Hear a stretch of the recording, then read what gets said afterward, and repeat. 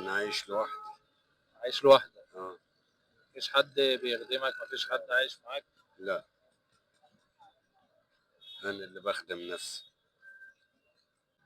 اللي ربنا بتولدنا بقى بهو خلاص. اللي بيجي من عند الله او ما نشوف خلاص. رزقنا على الله بس. رزقنا على الله. اه. بس. عايش لوحدي بقالي 20 سنة. 20 سنة؟ اه. ما اتزوجتش؟ اتجوزت 3 ثلاثة؟ ما شاء الله. ومعايا بنتين يا ريس. ما شاء الله، ربنا منهم بقالي 33 سنة. محروم منه. اه. بنت صيدلية وبنت مهندسة. طب لو توجه لهم كلمة تحب تقول لهم ايه؟ الله يصلح حالهم، ربنا يوفقهم ويرضيهم ربنا، لأن لسه بنات. وحشوك طبعا يا حاج.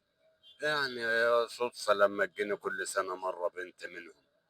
يعني كل سنة بتشوفهم يعني مرة؟ كل 5 6 أشهر، كل سنتين 3 يعني. بيسألوا عليك؟ يا كبار. اه. اه. اه، نفسيتهم عزيزة شوية.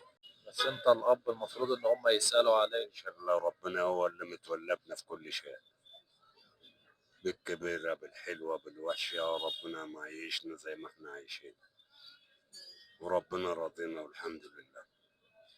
هسألك سؤال بسيط، لو جاوبت معانا هتكسب. تمام.